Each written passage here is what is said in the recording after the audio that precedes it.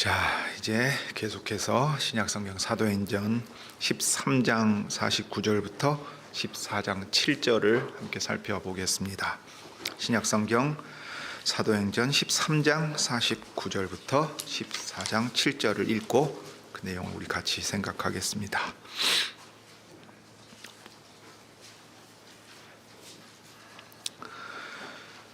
주의 말씀이 그 지방에 두루 퍼지니라.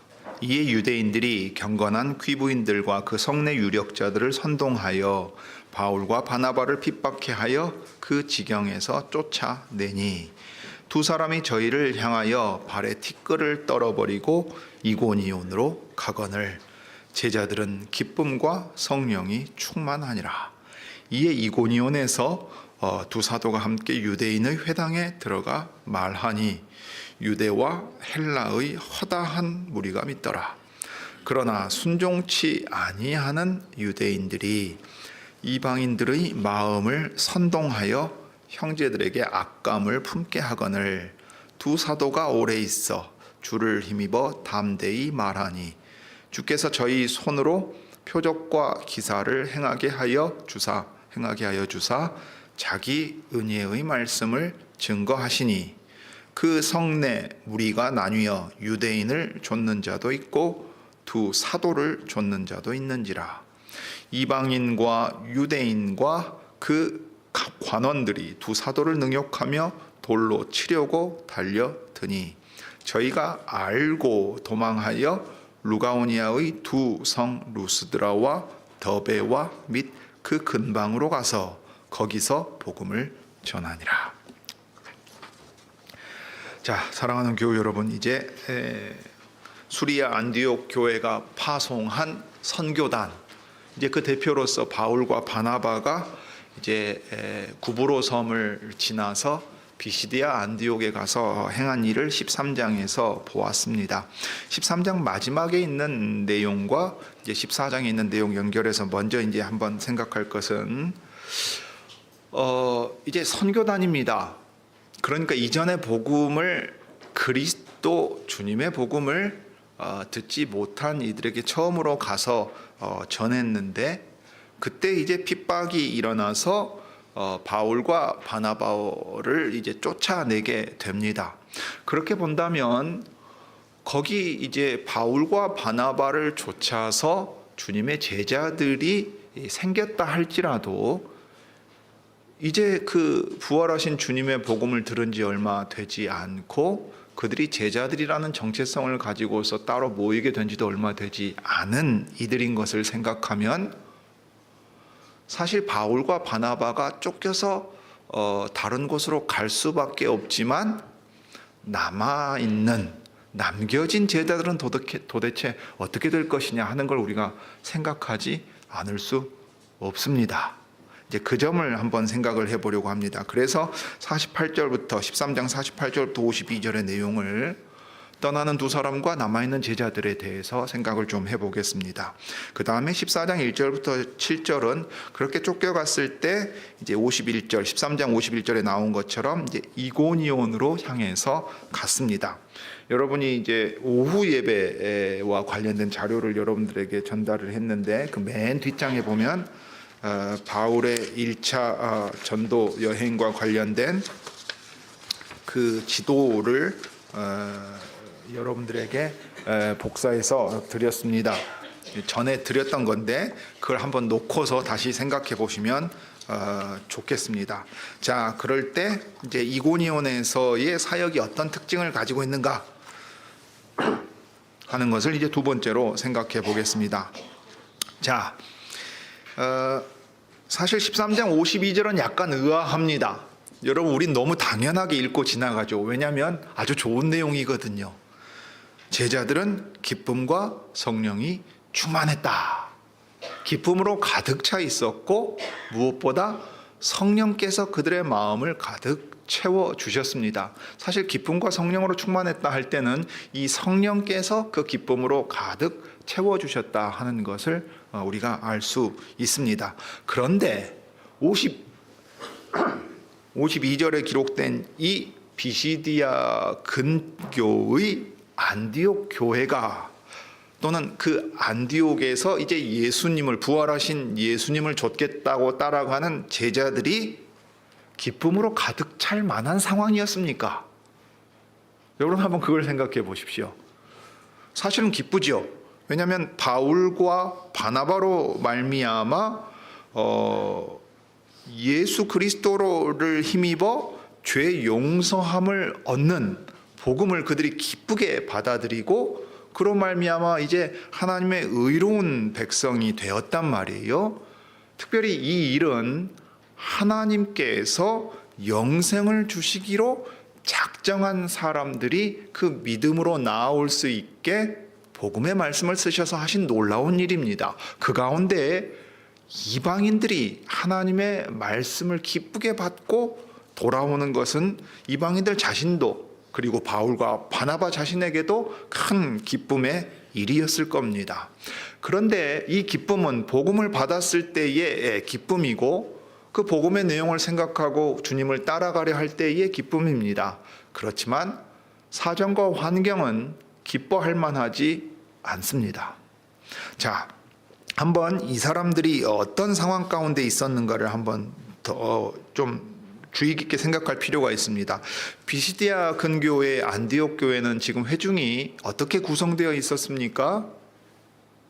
일단 유대인의 회당에 유대인들이 있었습니다. 그런데 하나님의 말씀을 듣는 이방인들이 있었죠. 그 다음에 그 성에서 이 말씀을 듣고자 와서 받아들인 이방인들이 있었습니다. 자, 그들이 그리스도의 제자가 된다 그럴 때 이 제자들의 공동체, 교회를 이루는 회중은 그 구성에 있어서 어떤 특징을 띠게 되겠습니까? 하나는 인종적으로는 유대인입니다. 다른 하나는 이방인입니다. 섞여 있게 된다 이 말입니다. 자, 나중에 가면 이제 여건에 따라서 달라지겠지만 소아시아에 이런 식으로 유대인과 이방인이 섞여 있을 때는 회중의 성격이 다르니까 이것이 긴장의 요소가 됩니다. 실제로 로마의 교회가 서게 되었을 때 강한 자와 약한 자의 문제를 바울이 로마서 후반부에서 다루는데, 회중의 구성이나 여러 가지 사정이 얽혀 있었을 때 일어날 수 있는 일을 실제로 바울이 다루기도 했습니다. 자, 그거는 이제 이후에 우리가 생겨날 수 있는 어떤 상황이라고 가정을 하고요. 유대인과 이방인이 실제로 말 그대로 한 제자 공동체 안에서 하나가 돼야 되는 중요한 과업이 있습니다. 여러분, 예수 그리스도의 복음을 막 받아들인 사람이 처음부터 와도 완전하게 되겠습니까? 사실 교회 안에서 유대인과 이방인을 하나 되게 만드셨다. 한 세 사람을 만드셨다. 이게 에베소서에 보면 기록되어 있는 내용인데, 그런데 그 회중이 실제로 하나 되는 일에 있어서는 상당한 시간과 노력과 과정이 필요할 거란 말이에요. 그러면 우리가 생각할 때, 우리에게 이 복음을 전해준 바울과 바나바 같은 이가 우리 가운데 오래 머물러 있으면서, 아니면 최소한 1년 반, 2년, 마치 시리아의 안디옥에서 바울과 바나바가 그러했던 것처럼 가르치고, 또 바울과 바나바를 파송한 이 시리아의 안디옥 교회가 그랬던 것처럼 선지자들과 선생들이 있어서, 자질과 은사를 가진 이들이 있어서 그 일들을 지속해 간다면 이 제자 공동체가 기쁨 가운데 성장할 수 있는 그런 기반이 마련되어 있다고 우리는 볼 수 있을 겁니다. 그런데 지금 상황은 어떠합니까? 바울과 바나바가 여기에 오랜 시간 머물러 있으면서 최소한 그들에게 일정 기간 양육하고 돌보는 일들을 할 수 있는 사정이었습니까? 그렇지 않습니까? 사실 그렇지 못했습니다. 그렇지 못했다 이 말이에요. 그러면 여기 제자들은 한편으로는 기뻐하는 건 너무 당연한 얘기입니다. 이방인들 가운데서 영생을 주기로 작정된 사람들과 그 다음에 유대인들 가운데서도 영생을 주시기로 작정한 그 모든 사람들에게 하나님께서 성령 안에서 은혜를 주셨고, 그 은혜 안에 머물러 있으라고 바울이 바나바가 함께 권면했습니다. 그렇지만 이 제자들의 사정만 놓고 보면 대단히 연약할 수밖에 없는 겁니다. 그리고 사실은 불안해요. 자, 지도자가 복음을 전해주고 우리를 가르쳐 줄 수 있는 선생 역할을 할 수 있는 사람이 쫓겨났어요. 그 안에 당장 나오거나 있는 상황은 아닙니다. 그 다음에 자, 외부의 여건은 또 어떻습니까? 50절에 이에 유대인들이 이 바울과 바나바를 핍박해서 그 지경에서 쫓아냈다 그랬는데, 지금 쫓아낸 사람은 바울과 바나바지만 바울과 바나바를 통해 주 예수 그리스도의 복음을 받은 제자들에게는 그러면 이 사람들이 가만히 있었겠는가? 여러분이 한번 생각해 보십시오. 저 바울과 바나바라고 하는 사람을 우리가 극진히 영접해가지고 권면할 말도 전하게 해줬더니 적반하장격으로 우리의 믿음을 다 뒤집어 엎어놓고 이다적인 거 여기다 이상한 거 전해놓고 이 성 자체를 아주 혼란스럽게 만들고 떠나버렸다. 그 둘을 쫓았는데 여전히 그 둘을 따르는 무리가 남아있다. 이렇게 생각했을 거 아니에요? 네. 그러면 이 유대인들이 여전히 그 제자들을 향해서 감정이 좋을 리가 없을 겁니다. 자, 그 다음에 여기 성내 유력자들을 선동했다 그랬어요. 그러니까 이제 고위직 정치적인 권력을 사용하는 겁니다. 그 사회에서 어떤 영향력을 발휘하지 못하게끔 딱 막아버리려고 했다는 거예요. 그러니 자, 로마 치하에 있었고 유대인의 회당에서는 이 제자 공동체가 호의를 입을 수 없었고 성내의 정치적인 호의도 입을 수 없는 사정 가운데 덩그러니 자기들만 남겨져 있었다는 얘기예요. 자, 그런데 52절에 뭐라고 기록을 했습니까? 제자들은 기쁨과 성령이 충만하니라. 계속해서 그 상태 가운데 머물러 있었다는 얘기입니다. 자, 그러면 도대체 이 계속되는 기쁨과 충만함을 그들이 어떻게 누릴 수 있었겠느냐? 이 말이에요. 사정과 환경이 형통해서 어려움이 없어서 이 기쁨과 성령으로 충만했다고 기록할 수 있었겠습니까? 아닙니다. 사정과 여건을 생각하면 그들에게는 아주 그리 낙관적이지 않은 상황이 계속될 수밖에 없었다 이 말이지요. 사실 그러니까 이 제자들은 제자 공동체로서 막 서기 시작한 사람들이지만 성령의 충만함 가운데 분명하게 깨달은 바가 있었던 겁니다. 자, 그것은 무엇이겠습니까?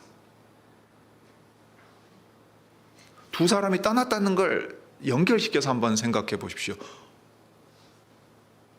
그들의 신앙과 교회의 성장, 저기 주의 말씀이 그 지방에 두루 퍼졌다 그랬잖아요. 퍼져나갔다는 얘기예요. 이것은 6장 7절에 보면 하나님의 말씀이 점점 왕성하였다. 이게 자라갔다는 말이고, 위로 성장해 간다는 의미에서는 자라가는 거고 지리적으로는 퍼져가는 거거든요. 말씀이 씨처럼 뿌려져서 자라고 퍼집니다. 그러면 반드시 어떻게 되지요? 열매를 맺습니다. 그러니까 그 말씀을 뿌려서 말씀을 자라게 하고 거두는 일에 있어서는 실패가 없다 하는 것을 분명히 보여주고, 9장 31절도 그러합니다. 그리하여 온 유대와 갈릴리와 사마리아 교회가, 근데 정확한 교회는 하나예요. 단수입니다. 이게 보편의 교회를 가리키는 거예요. 교회는 하나인데 그 교회가 온 유대와 갈릴리와 사마리아에 흩어져서 존재하게 되는데, 그 하나의 교회가 평안하여 든든히 서가고 주를 경외함과 성령의 위로로 계속 앞으로 이제 전진해 가는 겁니다. 그러면서 수가 더 많아졌다 했습니다. 베드로가 그들 가운데 지도력을 발휘했기 때문에 그를 의지하여 똘똘 뭉쳤다고 말하지 않습니다. 하나님의 말씀이 뿌려지고 말씀이 자라가는 것이고, 그래서 결실하는 겁니다.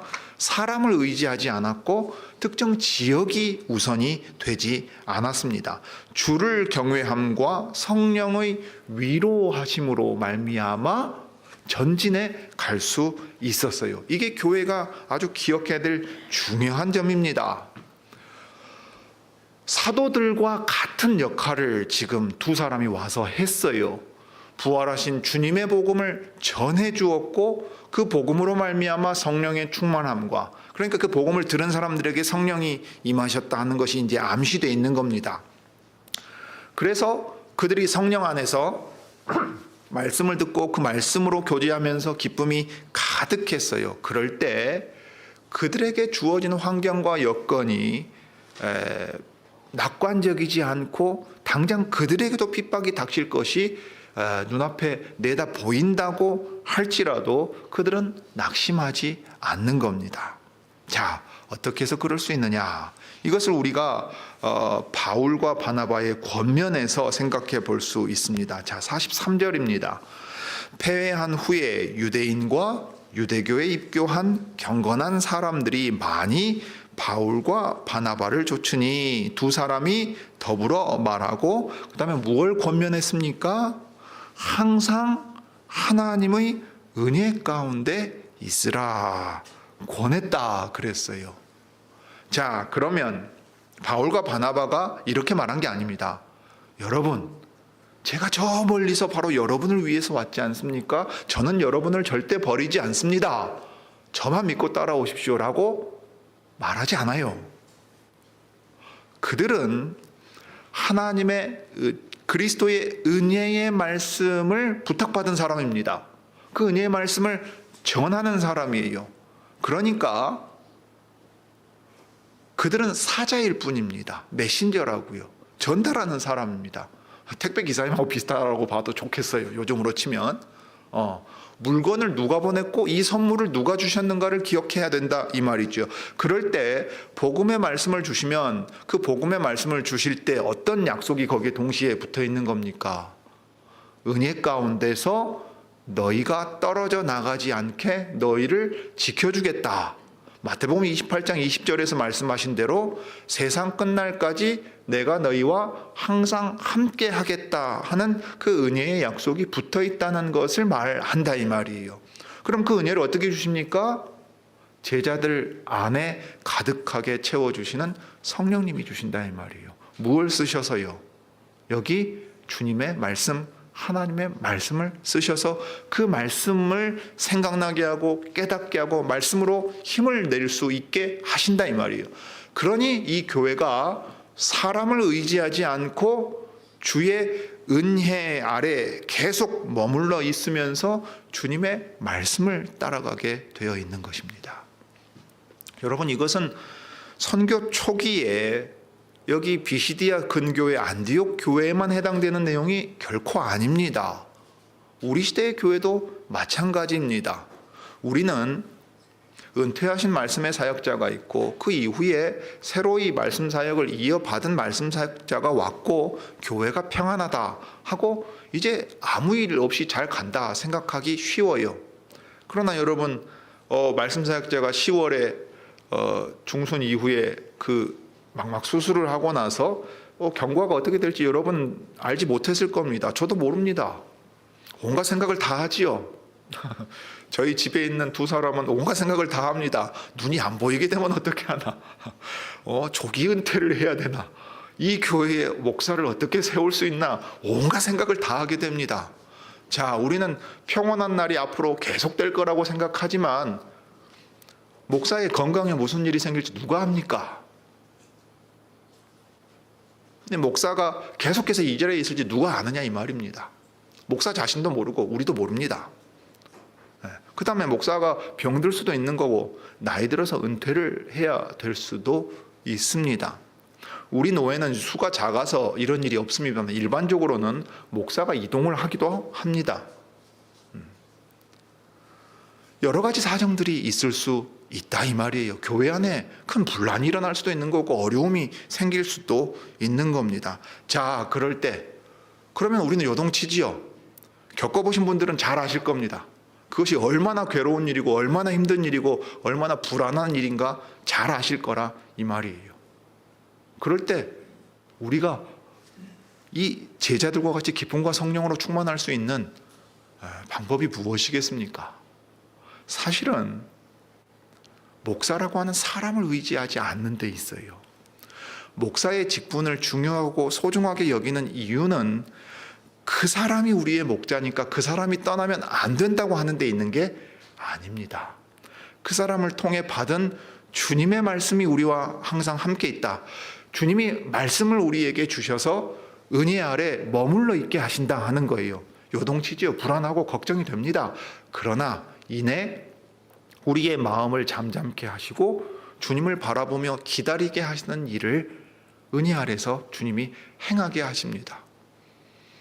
여러분, 광양개혁교회의 돌봄 가운데, 치리회의의 돌봄 가운데 은혜개혁교회가 서 있는 것을 아실 겁니다. 목사를 청하지 못한 지 오래되었습니다.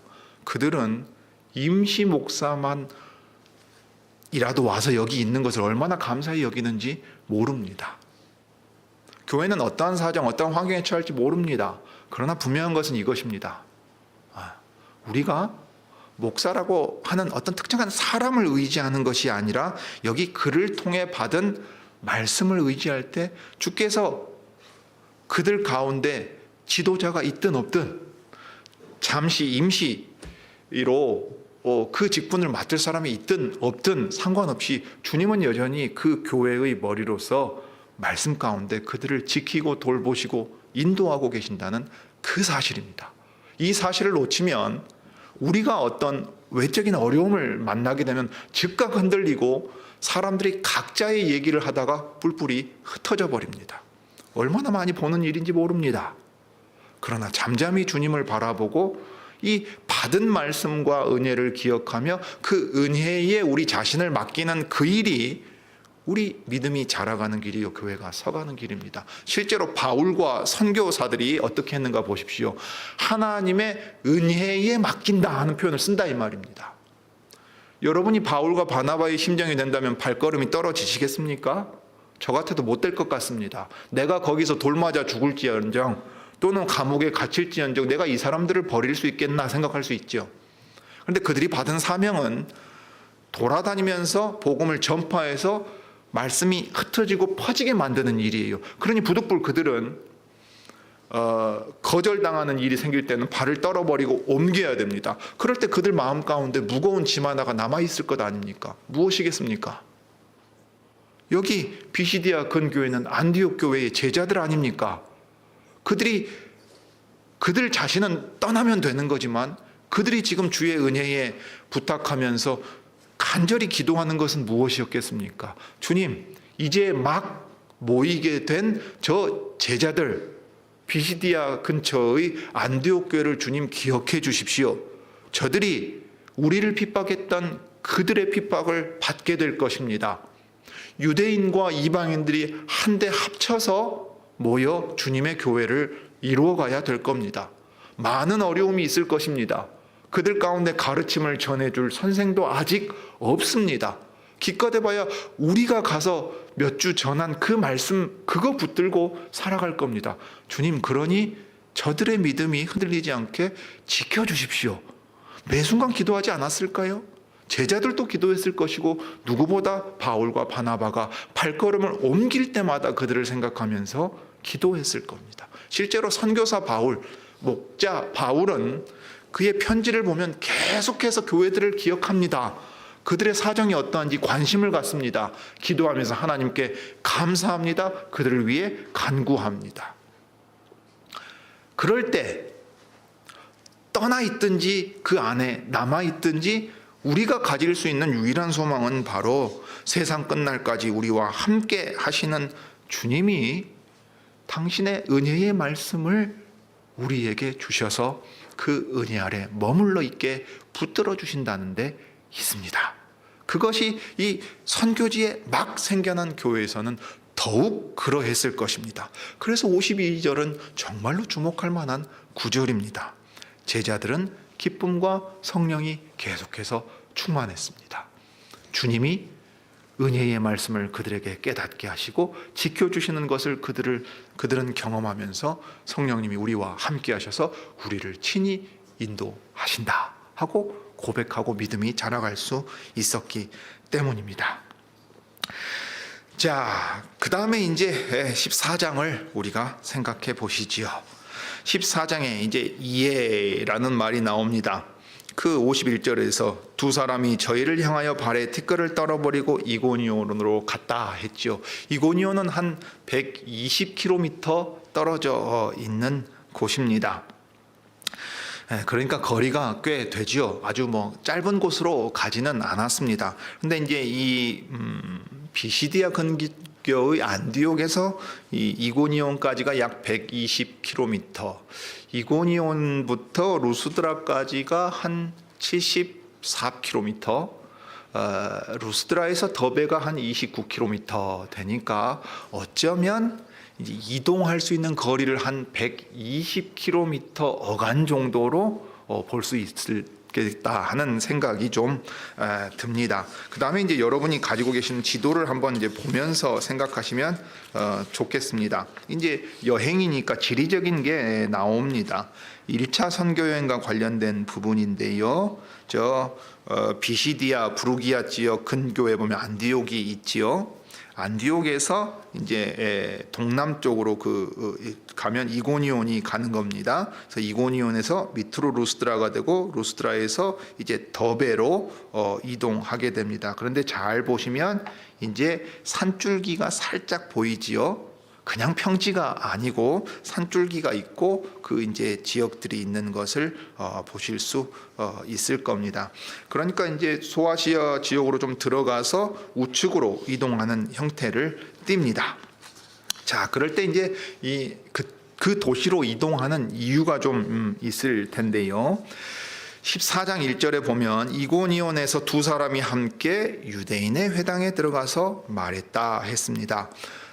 지난번에 잠깐 한번 말씀드린 적이 있는데 성경책에 조금 표시를 해두셔도 좋을 만한 부분입니다. 14장 1절에 두 사도, 3절에 두 사도, 5절에 두 사도는 사도라는 말에다 X표를 하나 쳐주셔도 좋습니다. 왜냐하면 이 사도라는 말은 특별히 누가는 자신의 복음서를 기록할 때 예수께서 아버지 하나님께 날이 새도록 기도하신 다음에 12를 택하여 사도라 칭하시고 그들을 사도로 보내신 것을 기록했습니다. 그래서 누가가 1차적으로 가장 중요하게 쓰는 사도의 의미는 부활의 예수께서 지상에 계실 때, 이 땅에 계실 때 함께하면서 부활의 증인 노릇할 사람입니다. 사도행전 1장에 나오는 바로 그겁니다. 그래서 12입니다. 12인데 그래서 이 사도라는 말을 아무렇게나 쓰지 않습니다. 근데 번역하는데 왜인지 모르겠지만 두 사도라고 번역을 했는데 그냥 두 사람입니다. 그런데 또 다른 한편으로 주목할 부분은 누가가 사도행전에서 바울과 바나바를 가리켜 사도라고 한 대목이 여기 14장에 두 번만 딱 나옵니다. 처음 나오는 게 14장 4절에 두 사도를 좇는 자도 있는지라 할 때의 두 사도입니다. 그 다음에 14절에 두 사도 바나바와 바울이 듣고 할 때 두 사도입니다. 그러니까 이것은 좀 우리가 구분해서 볼 필요가 있기 때문에 여러분에게 말씀을 먼저 드렸습니다. 자, 다시 14장 1절로 가시지요. 이고니온에서 두 사람이 함께 유대인의 회당에 들어갔다 그랬는데 여기에 이제 원문에는 뭐가 들어있냐면 평소처럼 원래 하던 대로가 들어 있습니다. 자, 바울과 바나바가 원래 어떤 식으로 선교지에 가서 선교 사역을 시작을 하던가요? 비시디아 안디옥에 도착했을 때 유대인의 회당을 찾아서 안식일에 그 회당에 들어갔지요. 지금 그 얘기입니다. 그래서 유대인의 회당에 들어갔습니다. 자, 그럼 우리가 여기서 알 수 있는 게 있죠. 비시디아 안디옥에도 유대인의 회당이 있었는데 거기 유대인의 회당이 여러 개 있었어요. 유대인들이 많이 있었던 겁니다. 자, 그 다음에 14장에 가면 이고니온에 갔는데 거기도 뭐가 있었어요? 유대인의 회당이 있습니다. 그 얘기는 유대인들이 일정 숫자 이상 모여 있어서 회당에서 예배를 드릴 수 있는 사정이 됐다는 얘기예요. 그러면 아주 좋은 조건이죠. 왜요? 안식일마다 회당에 모여서 무엇을 외우고 듣습니까? 율법과 선지자의 글, 거기에 시편도 들어가죠. 유대인들의 기도문도 들어갑니다. 모세의 율법을 전하는 사람들이 거기 있고 선지자의 글을 통해 권면하는 말도 들었다 이 말이죠. 주 예수 그리스도의 복음을 증거하기에 훨씬 아주 좋은 기본적인 토양이 있는 것을 우리가 볼 수 있습니다. 그런데 이제 이 이고니온 지역은 고원지대 끝부분에 위치한 도시라 했습니다. 아까 이 산처럼 지형이 약간 나온다고 말씀드렸죠. 높은 어떤 산악지대에 있는 것은 아니고 고원지대 끝부분에 위치한 도시여서 물이 풍부하고 비옥합니다. 여러분, 고대 도시 가운데 물이 풍부하고 비옥하다는 얘기는 결국 뭐하고 연결되겠습니까? 살기 좋다는 거지요. 살기 좋다는 겁니다. 그러니 부유한 곳이기도 했습니다. 여기 주 41년에 로마 황제 클라우디우스, 글라우디오라고 나오는 이제 로마서에 보면 나옵니다만은 그 클라우디우스가 특별한 호의를 베풀어서 이 도시를 클라우디코니움이라고 불릴 수 있게 했어요. 옛날에 우리 조선시대 임금이 액자를 하사하면은 그것도 특별해가지고 예를 들면 정자 이름 자체를 하나 지어줬다, 서원 이름 자체를 임금이 내려줬다 그러면 엄청 큰 영예라고 생각하잖아요. 하물며 도시의 이름을 그렇게 황제의 이름을 따서 해줬단 말이지요. 명성과 위엄을 얻은 도시였습니다. 그런데 이 도시는 좀 독특하죠. 원주민으로 이 브리기아 지역의 사람들이 본래 살고 있었어요. 당연히 원래 그 지역의 사람들이 살고 있었는데, 그 다음에 이제 어떻게 되느냐면 주전 4세기에 헬라의 이제 후예들이라고 할 텐데, 이 셀루쿠스 통치 기간에 이주해 온 헬라인들이 있었어요. 그리고 유대인들도 거기에 이주해 오는 겁니다. BCD 안디옥도 유대인들이 많이 와 있었다고 했잖아요. 이고니온도 이제 그런 상황이에요. 자, 그 다음에 이제 로마에서 명성이 있는 도시였으니까 이 도시에 또 어떤 사람들이 몰려들었겠습니까? 로마 사람들이 왔겠죠. 비옥하고 물도 풍부해가지고 부유한 도시면은 로마 사람들이 나름 로마 시민권을 가지고서 그 황제 이름을 딴 도시에 정착해서 우리도 평안하게 좀 지내봐야 되겠다고 몰려들었어요. 자, 그러면 그 사회의 구성원들이 어떻게 됩니까? 자, 원주민인 브리기아 사람들, 그 다음에 한참 전에 4세기 전에 이주해 온 헬라인 유대인들, 그 다음에 당시 비교적 최근에 온 로마의 식민주의자들이 뒤섞여 있으니까 인종적으로도 다양하고 문화적으로도 다문화 사회였던 것입니다. 그렇지만 적어도 로마의 통치 아래에 있으니까 황제의 치하에 있고, 그 다음에 이제 이 종교에 있어서는 정치와 종교가 완전히 분리되지 않지요. 사실은 이 황제가 최고 사제라는 폰티펙스라는 이 명칭을 가지고 있습니다. 최고 사제라는 명칭을 가지고 있으니까 신들을 섬기는 데 있어서 황제가 가장 앞장서는 사람이기도 했어요. 그런데 로마의 신들은, 우리 교우들 중에 옛날 아우구스티누스의 신국론 읽어보신 분 기억나십니까? 막 읽는데 여러분들 막 고개를 절레절레 흔든 부분이 있죠. 뭔 놈의 신들의 이름이 끝도 없이 나와가지고, 그리스의 신들이 로마에 가면 이름이 바뀌어요. 그리스의 신들을 그대로 받아들이고 신도 많이 추가됐어요. 그러니까 이 신들을 섬기는 데 있어서 그리스와 로마에는 특별히 문제가 될 것은 없었던 상황인데, 문제는 그런 수많은 신들을 섬기는 그리스 로마 문화가 여전히 그대로 남아 있을 수 있는 지역이었다 하는 이제 그 점이 여기에 있습니다. 그러니 여기에 또 유대인의 회당이 있으니까 유대인들은 어떻게 살았겠어요? 경제적인 부유함 가운데서 자신들의 유일신 신앙이 뒤섞이지 않게끔 신앙의 순결함을 위해서 부단히 애를 쓰는 나름 열심히 있는 사람들이었을 가능성이 높을 겁니다. 자, 이런 배경 가운데서 읽어보면 유대인의 회당에 들어가서 이제 말을 하니까 유대와 헬라의 허다한 무리가 믿었다 하고 말을 해요. 그냥 쓱 기록하고 지나가서 우리가 그런가 보다 하지만 아주 놀라운 얘기지요. 여러분, 헬라 사람들이 유대인이 전해준 유대인 예수의 복음을 받아들인다는 것은 놀라운 일입니다. 왜 그렇습니까? 이 헬라 사람들은 당대에도 자부심이 대단했던 사람들이에요. 뭘로 자부심이 대단합니까?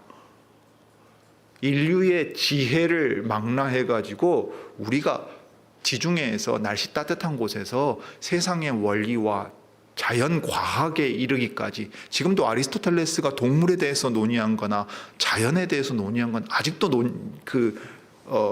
인용을 해가면서 다룰 정도의 사정이니까, 그런 그가 헬라 제국을 이룬 황제의 선생이기도 했지 않습니까? 그런 걸 감안하면 지혜라고 하는 점에 있어서는 이 사람들은 우리가 최고라 하는 자부심이 있어요. 항상 새로운 어떤 것에 대한 호기심이 있고 지적인 자극에 대한 열망이 있는 사람들입니다.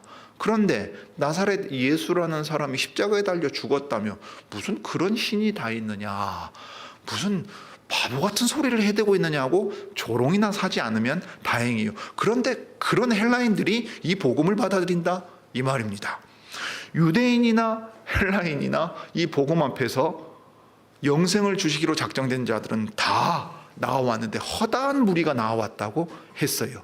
바울과 바나바가 이 일을 통해서 크게 기뻐했을 것입니다. 그러나 동시에 놀랍게도 모세를 통해 율법을 받았고 선지자들의 글을 외울 정도로 알고 있는 유대인들 가운데서는 어떤 반응이 나옵니까?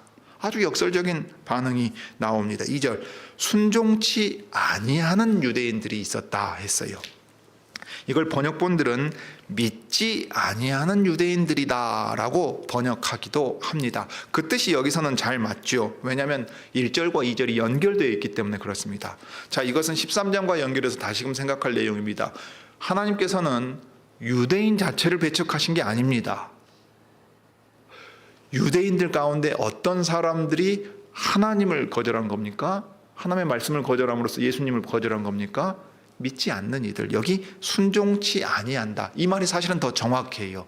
구약적인 표현입니다. 순종하지 않는단 말은 무슨 뜻입니까? 아들인데 순종하지 않아요. 이걸 이제 패역한 자식이라고 부르는 겁니다. 이사야서 1장에 보면 하늘이여 들으라, 땅이여 귀를 기울이라. 그 옛날에 어른들이 자식 혼낼 때 하던 말하고 똑같아요. 아이고 동네 사람들 이게 내 말 좀 들어보소. 자식을 키웠는데 이놈이 애미애비도 몰라보고. 지금 그 말이에요. 법정에서 증인들 불러가면서 저들의 이스라엘의 죄에 대하여서 얘기하는 거예요. 언약의 증인으로 하늘과 땅을 소환합니다. 하늘과 땅이 증인이지 않느냐, 너네가 증언해봐라. 소도 나귀도 주인도 알고 그 주인의 구유도 아는데 이스라엘은 그렇지 못하다. 패역한 자식이라, 목이 곧았다. 그래서 아버지 말도 안 듣고 지들 마음대로 한다 하는 그 얘기예요. 그러니까 유대인들을 예수님의 누가복음에 보면 비유해서 기다리신 아버지 비유입니다. 큰아들이라고 생각했는데 아들은 아들인데 아버지 말 안 들어요. 자기 하고 싶은 대로 해버리는 거예요. 그러니까 누가 돌아와요?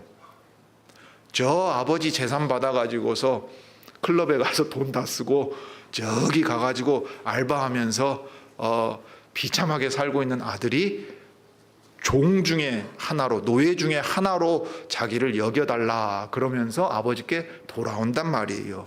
지금 이게 딱 그 장면입니다. 집 나간 아들은 돌아오는데 정작 집 안에 자기 아들이라고 생각했던 이는 아버지 말을 듣지 않아요.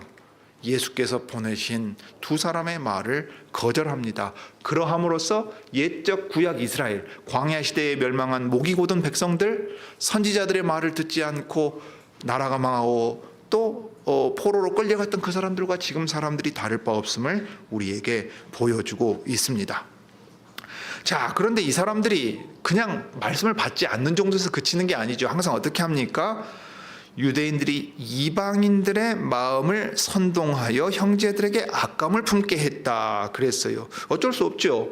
종교적인 일로 그들이 할 수 있는 건 없거든요. 여러분, 종교적인 일로 할 수 있는 건 잘해봐야 뭐겠습니까? 돌로 쳐 죽이는 거예요. 이게 최고입니다. 돌로 쳐 죽이는 거라고요. 그런데 이게 지금 로마 황제의 영토 아래에 있으면 자기들 함부로 그렇게 못합니다. 예수님도 그래서 자기들이 직결 처분을 할 수가 없었어요. 그러니까 항상 그들이 쓰는 방법은 뭐예요? 유력자들을 동원합니다. 자, 지금 이고니온의 인구 구성이 어떻게 된다 그랬습니까? 유대인들이 왔지만 이 사람들이 사회의 주류일 수는 없어요. 로마의 영토 가운데 있고 황제의 이름을 딴 도시, 그러니까 이름으로 불리는 이 명예로운 도시니까 로마 사람들이 아마 사회의 주류를 이루고 있었을 거예요. 원주민들은 아주 뭐 고위직에 나아간다거나 아주 유력한 사람이 된다고 장담할 수는 없어요. 헬라 사람들 중에선 또 있을 수도 있겠지요. 유대인들은 그러니까 반드시 어떤 수를 써야 돼요? 사실 13장에 나온 것과 비슷한 방식이에요. 그들이 볼 때에는 이방인들의 손을 빌려야 돼요.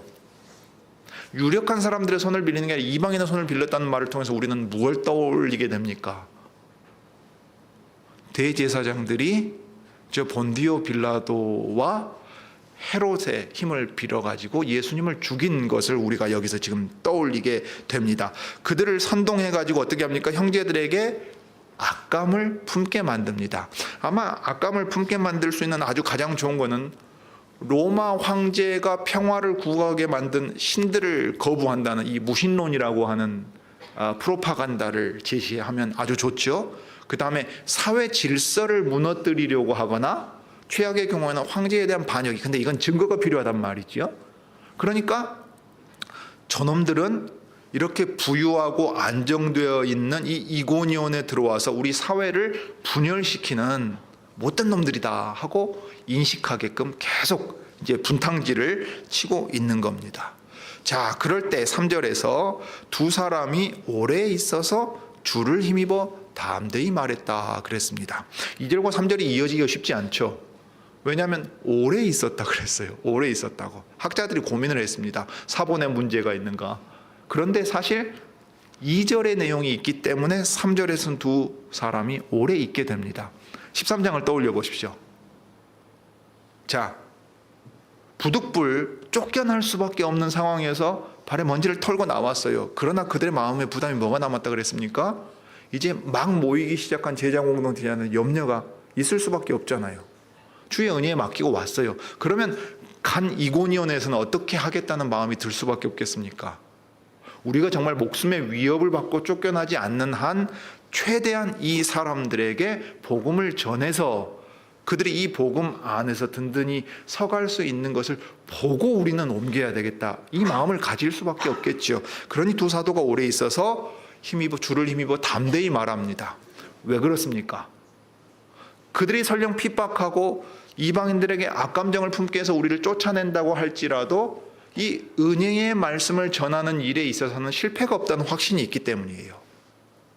그리고 이 일에 있어서 우리가 시간이 얼마가 주어져 있든지 최선을 다해서 주님의 말씀을 힘써 전함으로써 여기에 교회가 설 수 있게 해야 되겠다고 했어요. 그러니 한편으로는 그들에게 조바심이 있지 않았겠습니까?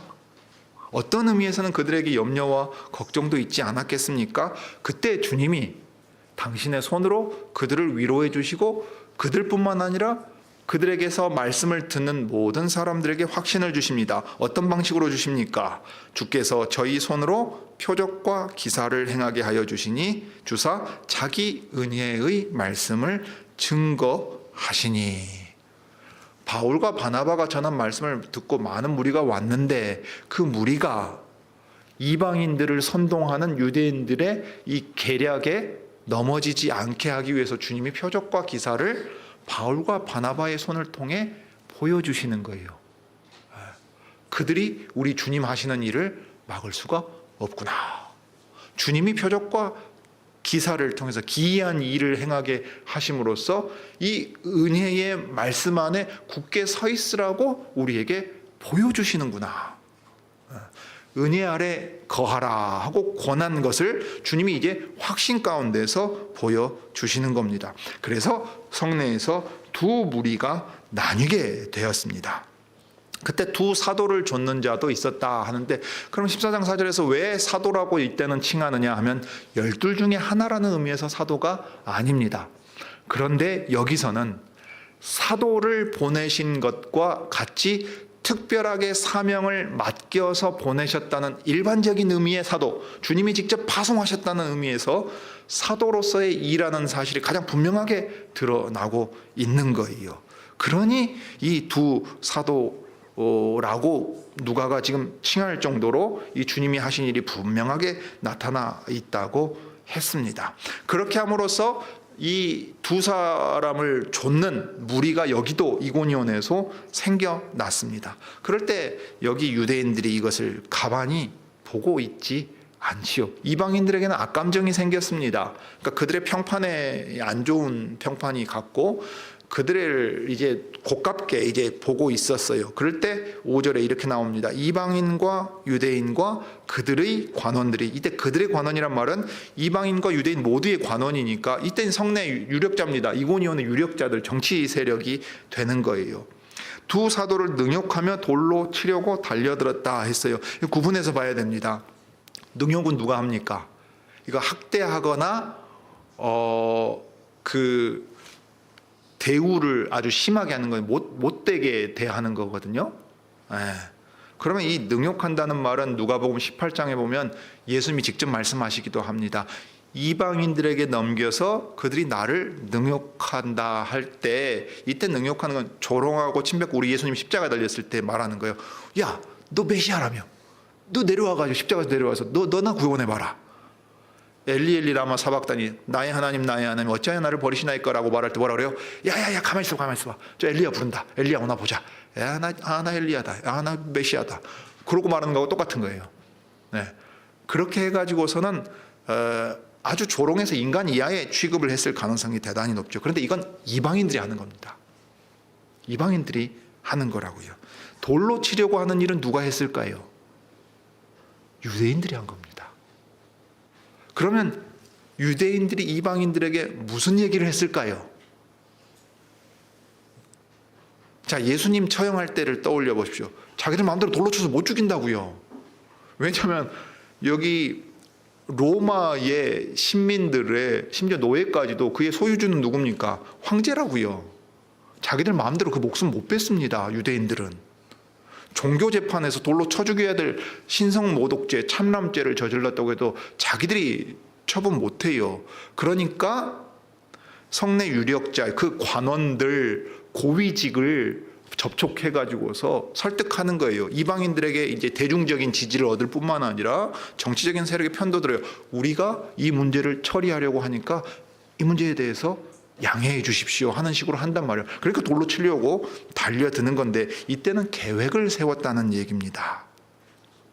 여기 돌로 치려고 달려들었다 하는 말은 언제 때를 봐가지고서 언제 우리가 이놈 본때를 보여주자, 돌로 쳐서 죽이기로 하고, 고위직 인물들에게는 가서 미리 양해를 구해가지고 우리가 하는 일에 대해서 로마 군대가 동원되거나 우리 측으로 치면 경찰이 동원되는 일이 없게 무마시켜 두자. 그 다음에 이방인들도 이 일에 저놈들 못된 놈들이다, 저 돌맞아 싸다, 유대인들이 그렇게 처리하게 내버려 두자, 이렇게 해가지고 말썽이 일어나지 않게끔 다 했다고요. 계획을 세웠어요.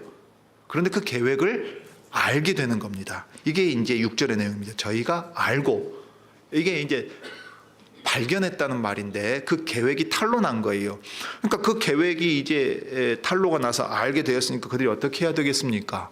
그 성에 있을 수가 없습니다. 그래서 도망하여 루가오니아의 두 성 루스드라와 더베와 및 그 근방으로 갔다. 74km, 29km 막 이동해가지고 가는데, 그들은 여전히 어떤 사정과 환경에 처하든지 결국 무엇을 행하고 있냐면 복음을 전하는 것입니다.